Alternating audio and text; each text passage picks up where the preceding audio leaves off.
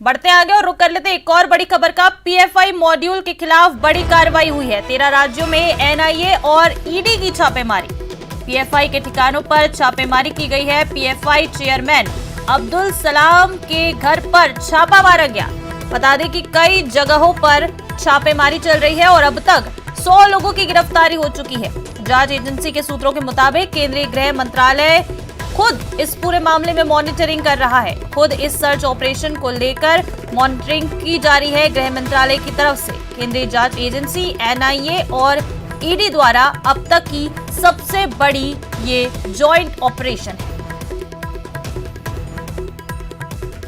ज्यादा जानकारी के लिए बात करेंगे हमारे सहयोगी शंकर से। शंकर, क्या कुछ जानकारी है पीएफआई मॉड्यूल के खिलाफ बड़ी कार्रवाई? निश्चित तौर पर देखिए, एक बहुत बड़ी छापेमारी कही जा सकती है, एक बहुत बड़ा सर्च ऑपरेशन कहा जा सकता है। जिस तरह से एक संस्था जो है पीएफआई और उसकी स्टूडेंट विंग एसडीपीआई के खिलाफ एक देशव्यापी सर्च ऑपरेशन को अंजाम दिया जा रहा है और इस सर्च ऑपरेशन को केंद्रीय गृह मंत्रालय के द्वारा मॉनिटर किया जा रहा है। और इस सर्च ऑपरेशन में सबसे बड़ी बात है कि केंद्रीय जांच एजेंसी ईडी यानी कि प्रवर्तन निदेशालय और एनआईए के बीच साथ में एक ज्वाइंट ऑपरेशन के तहत इसको अंजाम दिया जा रहा है।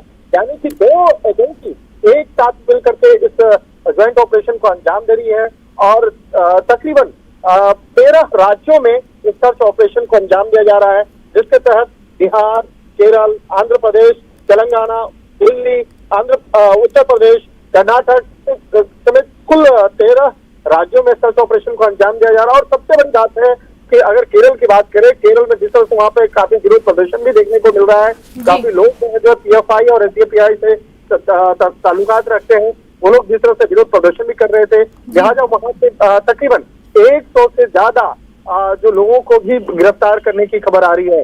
निश्चित तौर पर ये अपने आप में बहुत बड़ी खबर कही जा सकती है, क्योंकि जिस तरह से पीएफआई के खिलाफ ये सबसे बड़ा ये सर्च ऑपरेशन कहा जा सकता है। और सबसे बड़ी बात है कि इसमें दो बड़ी जो केंद्रीय जांच एजेंसी है एनआईए और ईडी के द्वारा एक संयुक्त तौर पर यानी ज्वाइंट ऑपरेशन के तहत इस सर्च ऑपरेशन को अंजाम दिया जा रहा है। और जिस तरह से एक आरोप की बात करें तो आरोप बेहद संगीन है।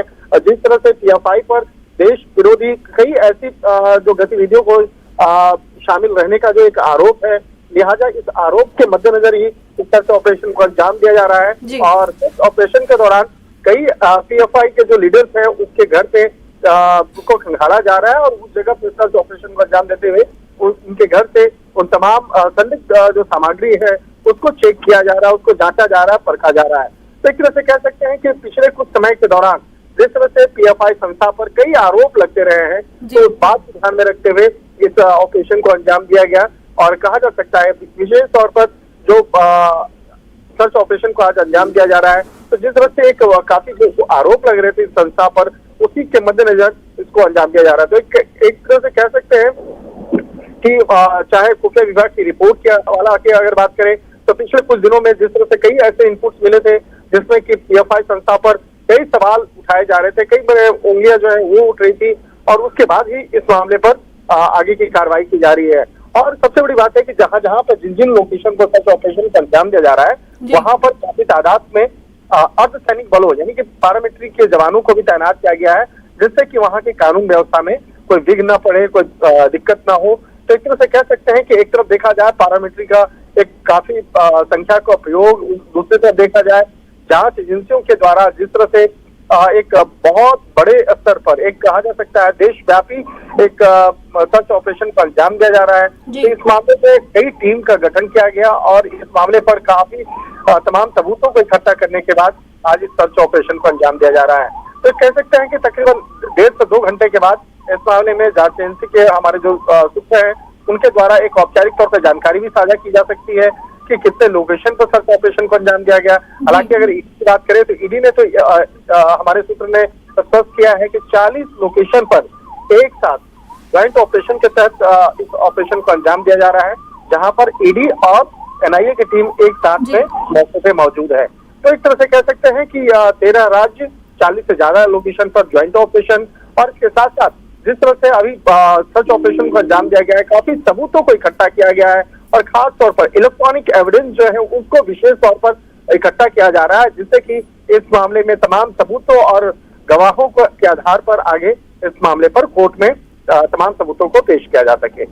जी शंकर, देखिए कि ये जो छापेमारी चल रही है 13 राज्यों में एनआईए और ईडी की, अब इसकी मॉनिटरिंग खुद गृह मंत्रालय कर रहा है, तो और कितनी ये लंबी जो है कह सकते हैं कि ईडी की और एनआईए की ये जो कार्रवाई चल सकती है, और कितने जो कह सकते हैं कि बड़े नाम इसमें पर गाज गिर सकती है? देखिए, पीएफआई संस्था पे आज से नहीं, पिछले 6-7 साल के दौरान में कई ऐसे आरोप भी लगे। और जिस तरह से अगर बात करें, जैसे उत्तर प्रदेश की बात करें, राजस्थान की बात करें, या जो दक्षिण राज्यों की अगर बात करें, केरल, तमिलनाडु, केरला, इसके साथ में कर्नाटक, आंध्र प्रदेश, वहां पर जिस तरह से पीएफआई संस्था पर कई ऐसे विदेश से फंड लेकर भारत विरोधी गतिविधियों का अंजाम देना, और जिस तरह से कई ऐसे गतिविधियों में, संदिग्ध गतिविधियों में पाया गया है। जिस तरह से अगर एनआरसी की बात करते हैं, सीए का प्रोटेस्ट की बात करें, तो कई ऐसे भी प्रोटेस्ट हुए जहां पर लोगों को बरगला करके आगे पेश करना, तो इस तरह का भी आरोप लगता रहा है।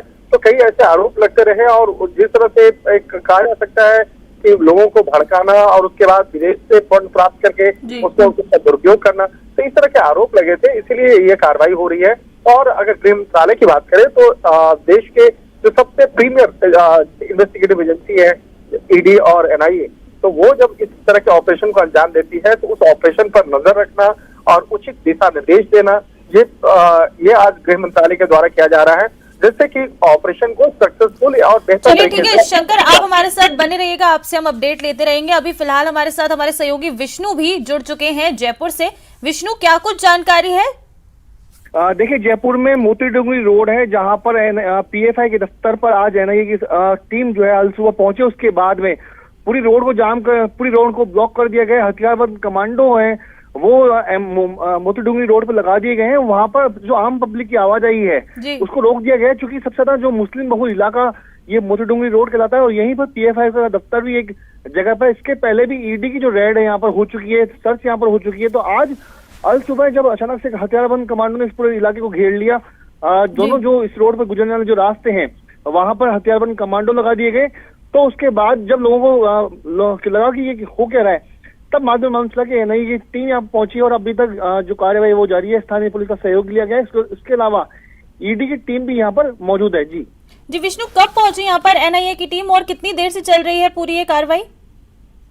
देखिए, करीब 5-6 बजे के आसपास आज यहाँ पर सबसे पहले इस रोड को जाम किया गया, क्योंकि सुबह का वक्त था, लोगों की आवाजाही कम थी। तो ऐसे में हथियारबंद कमांडो सांगनेरी गेट और अल्बर्ट हॉल के आसपास के इलाके की तरफ लगा दिए गए, ताकि आम पब्लिक जो है उस रोड से ना गुजरे। और इसके बाद में वहीं एमडी रोड पर एक मिठाइयों की दुकान के पास में जो पतली गली में ये पीएफआई का दफ्तर है, जहां पर ईडी की टीम, एनआईए की टीम वहां मौके पर पहुंची और इस कार्रवाई को शुरू कर दिया। तो फिलहाल एनआईए और ईडी की टीम इस वक्त मौके पर मौजूद है, और अभी भी आम पब्लिक की जो आवाजाही है उसको मोती डूंगरी रोड पर रोका गया है। जी विष्णु, जयपुर में कितनी जगहों पर एनआईए की जो कह सकते हैं कार्रवाई है ये की जाने वाली है? जैसे अभी आपने बताया कि 5-6 बजे सुबह इस तरफ आई है एनआईए की टीम, और भी कहीं छापेमारी की जा सकती है? देखिए, जयपुर में पीएफआई का दफ्तर है वो मोती डूंगरी रोड पर है। पिछले कई सालों से ये दफ्तर एक पतली गली में बना हुआ है। तो अभी तक जयपुर में एक ही जगह पर छापेमारी की सूचना है, और पीएफआई के दफ्तर पर। उसके अलावा अभी तक ऐसी कोई सूचना नहीं कि जयपुर में कई अन्य जगहों पर भी कोई एनआईए की छापामारी हुई है। हो सकता है कि पीएफआई के दफ्तर पर जो दस्तावेज खंगाले जाएंगे, जो कुछ जानकारी सामने आएगी, उसके बाद कुछ अहम जो उससे जुड़े हुए जो लोग हैं उनके ठिकानों पर भी सर्च की कार्रवाई हो सकती है। लेकिन फिलहाल अभी तक एनआईए की टीम मोती डूंगरी रोड पर पीएफआई के दफ्तर पर मौजूद है, और हथियारबंद कमांडो, उसके अलावा स्थानीय पुलिस की जो जवान है वो एमडी रोड पर लगा दिए गए, ताकि किसी भी तरह के कोई विरोध पैदा ना हो, किसी तरह का कोई उन्माद पैदा ना हो। जी चलिए विष्णु, आपको रोकना चाहूंगी यहाँ पर। हमारे सहयोगी शंकर आनंद भी हमारे साथ फोन लाइन पर जुड़े हुए हैं। शंकर, क्या कुछ आपकी बात पूरी करिए। एनआईए और ईडी की जो छापेमारी चल रही है इसको लेकर 13 राज्यों में एनआईए और ईडी की छापेमारी चल रही है। पीएफआई चेयरमैन अब्दुल सलाम के घर पर भी छापा मारा गया है। देखिए, एनआईए और ईडी के हमारे जो सूत्र हैं वो बता रहे हैं कि आज सुबह में तकरीबन 4 बजे के लगभग में कई जगह पे सर्च ऑपरेशन को अंजाम दिया गया, और सर्च ऑपरेशन को जब अंजाम दिया जा रहा था उस वक्त में कई जगह पर कई लोग जो है वो भी इकट्ठा हो गए और विरोध प्रदर्शन करना स्टार्ट कर दिए। लिहाजा उस जगह पर कानून व्यवस्था का ध्यान में रखते हुए उन लोगों को पहले समझाया गया और उसके बाद उन लोग को कहा गया कि आप इस लोकेशन से हट जाइए और यहाँ पर सर्च ऑपरेशन अंजाम दिया जा रहा है।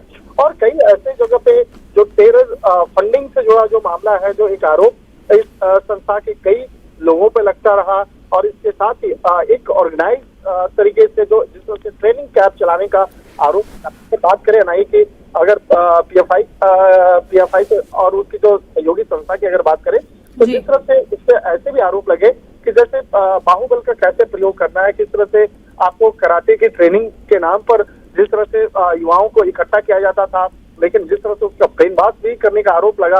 तो इस तरह का भी एक मॉड्यूल कर्नाटक, आंध्र प्रदेश के तरफ और बिहार में फुलवारी शरीफ में देखने को मिला, और जिसका कनेक्शन कई राज्यों के साथ जुड़ा, यहाँ तक कि राजस्थान और उत्तर प्रदेश से भी उसका संबंध जुटा रहा और उस मामले में कई लोगों की गिरफ्तारियां भी हुई। तो यहाँ पर ये बात सामने आती है कि जिस तरह से लोगों को इकट्ठा करना, युवाओं को का ब्रेन वॉश करके जिस तरह से उसका एक गलत तरीके से प्रयोग करना, तो ये भी मामला एक सामने आया था। लिहाजा इसी मामले पर कई रिपोर्ट सामने देखने को मिले थे और कई आरोपियों की गिरफ्तारियां भी हुई थी। और हाल फिलहाल में जिस तरह से फुलवारी शरीफ यानी बिहार का जो इलाका है फुलवारी शरीफ में और गया, वहां पर जिस तरह का एक नेटवर्क देखने को मिला, इसके साथ में राजस्थान से जुड़ा हुई कुछ ऐसे कनेक्शन सामने आए थे, उत्तर प्रदेश से कनेक्शन सामने आए थे। तो इसी बात को ध्यान में रखते हुए एनआईए, ईडी, आईवी का ये ज्वाइंट ऑपरेशन है। आईवी के द्वारा भी कई ऐसे महत्वपूर्ण तथ्यों को इकट्ठा किया गया था और उसके बाद एक गृह मंत्रालय में उन तमाम रिपोर्ट्स पर चर्चा की गई थी, और इसीलिए आज केंद्रीय गृह मंत्रालय के द्वारा इस केस को मॉनिटर किया जा रहा है। जो उचित दिशा निर्देश है वो दिए जा रहे हैं जिससे कि इस ऑपरेशन को और बेहतर तरीके से अंजाम दिया जा सके। तो 13 राज्य में जो सर्च ऑपरेशन को अंजाम दिया जा रहा है, इसमें से 40 ऐसे लोकेशन हैं जहां पर ईडी और एनआईए की टीम एक साथ मौजूद है। एक साथ मौके पे मौजूद होने के साथ साथ जब सर्च ऑपरेशन को अंजाम दिया जाता है तो उसके बाद जो लिस्ट बनाई जाती है क्या क्या उस लोकेशन से मिला, उसके बाद जांच एजेंसियां आपस में एक दूसरे के साथ में उन तमाम रिपोर्ट्स को शेयर करती है जिससे कि इन्वेस्टिगेशन बेहतर हो सके। तो कई बार देखा जाता है कि जो केंद्रीय जांच एजेंसियां आपस में जब एक गठजोड़ करके आपस में एक ज्वाइंट तरीके से जब ऑपरेशन को अंजाम देती है तब बहुत अच्छे रिजल्ट देखने को मिलते हैं।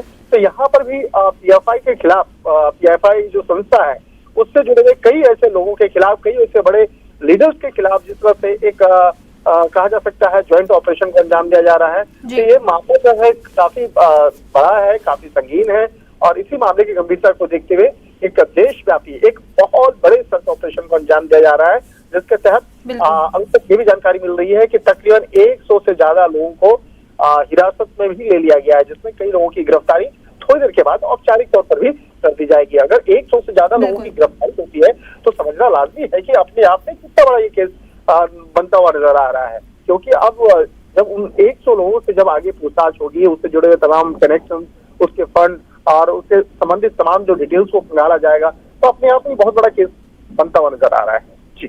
जी चलिए शंकर, आपको यहाँ पे रोकना चाहूंगी और आप नजर बनाए रखेगा। तो बता दें कि देश भर में पीएफआई यानी पॉपुलर फ्रंट ऑफ इंडिया के खिलाफ बड़ा एक्शन देखने को मिला है। देश के 13 राज्यों में एनआईए और ईडी की टीम ने पीएफआई के स्टेट से लेकर जिला स्तर के नेताओं के घरों पर छापेमारी की है और करीब 100 से अधिक कैडर को अभी तक गिरफ्तार किया गया है। सूत्रों के हवाले से बताया गया है कि एनआईए और ईडी की टीम ने राज्य पुलिस के साथ मिलकर 13 राज्यों में छापेमारी की और इसी दौरान पीएफआई के 100 से अधिक कैडर को गिरफ्तार किया गया। एनआईए ने बता दें कि कोयम्बटूर, कुड्डालोर, रामनाड, डिंडुगल, थेनी और थेनकासी सहित तमिलनाडु में कई स्थानों पर पीएफआई पदाधिकारियों के घरों की तलाशी ली। पुरसावक्कम में चेन्नई पीएफआई के स्टेट हेड ऑफिस में भी तलाशी ली जा रही है। एनआईए यानी राष्ट्रीय जांच एजेंसी ने गुरुवार सुबह पीएफआई सहित समूहों और कथित तौर पर आतंकवादियों का समर्थन करने वाले व्यक्तियों के खिलाफ बड़े पैमाने पर देशव्यापी तलाशी अभियान शुरू किया है। अब तक की सबसे बड़ी सर्च के तहत कथित तौर पर आतंकी फंडिंग, प्रशिक्षण शिविर आयोजित करने और प्रतिबंधित संगठनों में शामिल होने के लिए लोगों को कट्टरपंथी बनाने में संलिप्त लोगों के परिसरों पर तलाशी ली जा रही है।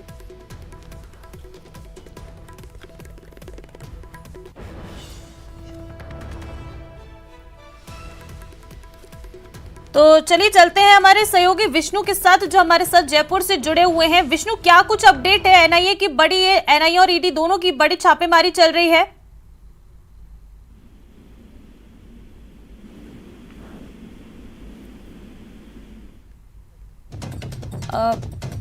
हमारे सहयोगी विष्णु से अभी फिलहाल संपर्क नहीं हो पाया है, तो इस वक्त की बड़ी खबर है, देश भर में एनआईए और ईडी की ये जो संयुक्त कार्रवाई देखने को मिल रही है, बड़ा एक्शन देखने को मिला है। आज देश भर में पीएफआई यानी पॉपुलर फ्रंट ऑफ इंडिया के खिलाफ ये बड़ा एक्शन देखने को मिला है। 13 राज्यों में एनआईए और ईडी की टीम ने पीएफआई के, बता दें कि स्टेट से लेकर जिला स्तर के नेताओं के घरों पर छापेमारी की है और करीब 100 से अधिक कैडर को अभी तक गिरफ्तार किया गया है।